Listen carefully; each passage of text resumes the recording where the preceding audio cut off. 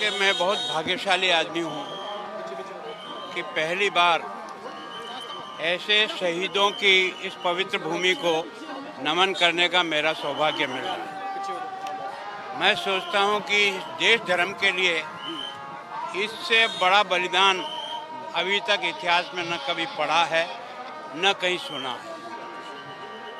दोनों बच्चे जिनकी उम्र 9 साल और 7 साल थी, जोरावर 9 साल का था, फतेह सिंह 7 साल का,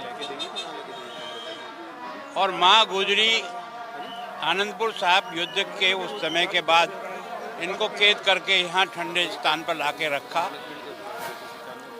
माँ ने, दादी ने एक तरह से बच्चों को उस समय में इतना मजबूत किया कि धर्म के नाम पर कुछ भी कुर्बानी करनी पड़े तो कभी पीछे मत हटो। बच्चों को अलग कर दिया, यातनाएं दी और कहा कि तुम धर्म परिवर्तन करो तो तुम्हें छोड़ देंगे। बच्चों ने कबूल नहीं की और इस कारण से बच्चों को जिंदे दीवारों में चुनने के लिए ईंटें लगाते रहे और एक ईंट के साथ ही पूछते थे कि बोलो अब भी है तुम्हारा मन? ने कहा नहीं है। दीवार ऊपर चढ़ती आई।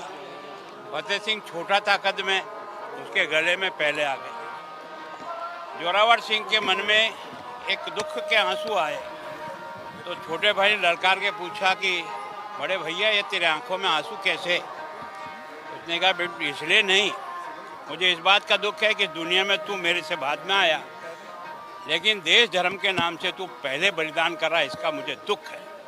दोनों बच्चे यहीं दीवारों में चुन लिए गए और उसके बाद माँ गुजरी ने भी जहाँ उसको अलग कर दिया था, उसको समाचार सुनते उसकी भी देह त्याग हो गया। और इन तीनों को, इनको कहाँ इनका दाह संस्कार करें, तो उस वजीर खान ने उस समय सवाल रखा कि नहीं भैया हम तो हमारे हिसाब से करेंगे। वो नहीं, हमारी विधि से करेंगे। तो उन्होंने कहा जहाँ भी करोगे उतनी असरफियाँ बिछानी पड़ेगी, जितनी असरफियाँ बचाओगे तो उस स्थान पे दाह संस्कार का तुमको अधिकार मिलेगा। टोडरमल जो यहाँ का सेठ था, उसको ये समाचार मिला तो उसने कहा इससे पवित्र काम मेरे लिए क्या हो सकता है। कैसे शहीदजादों के लिए मैं उनके संस्कार के लिए जगह नहीं। तो उसने उतनी असरफियाँ जितनी उसने कही थी उससे बिछाते गए और सर क्या, और यहाँ से ही जाते गए ज्योति स्वरूप जो दूसरी जगह जहाँ स्थान बना हुआ है, जो गुरुद्वारा बना हुआ है, वहाँ उनका तीनों का दाह संस्कार हुआ। तो वास्तव में ये जो स्थान है ये दुनिया को ये दिखाता है कि भारत के अंदर अपने धर्म और अपने समाज के ऊपर कितना गर्व होता है कि हंसते हंसते जान दे देते हैं। मैं सोचता हूँ इस छोटे बालकों को न तो किसी ने इतना बहुत पढ़ाया होगा, लेकिन गुरु गोविंद सिंह की मान्यता इस कारण से है कि चारों बच्चों को जिसने इस धर्म के नाम पर, आज़ादी के नाम पर समझ दिया।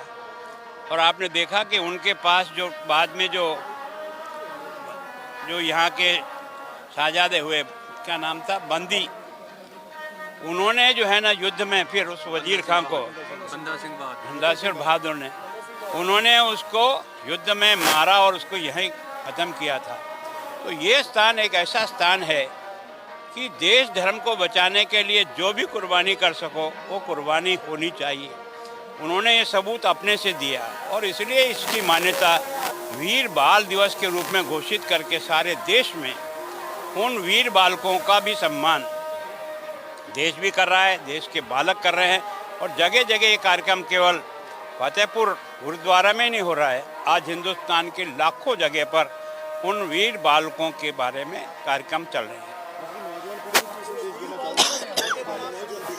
देखो, नई जवान पीढ़ी को समझना चाहिए कि देश के लिए जीना और देश के लिए मरना ये केवल और मुंह से नहीं बोलो, तो अपने कृत्य से जब भी आवश्यकता पड़े तो उसके अनुसार अपना जीवन जियो, ताकि ये जो भारत और इस देश की और धर्म पर मर मिटने की जो वर्षों से चली हुई ये जो कुर्बानी है, ये याद दिलाती है कि ऐसे 9 और 7 साल के बच्चों को कोई अनुभव नहीं था कि क्या होता है, लेकिन दीवार चुन करके पूछना हर ईंट के साथ कि बोलो अब इच्छा है धर्म परिवर्तन करने को, उनका ना। तो इस प्रकार का सबूत इस देश के उन बलिदानी बच्चों ने दिया, गुरु गोविंद सिंह के उन पुत्रों ने दिया।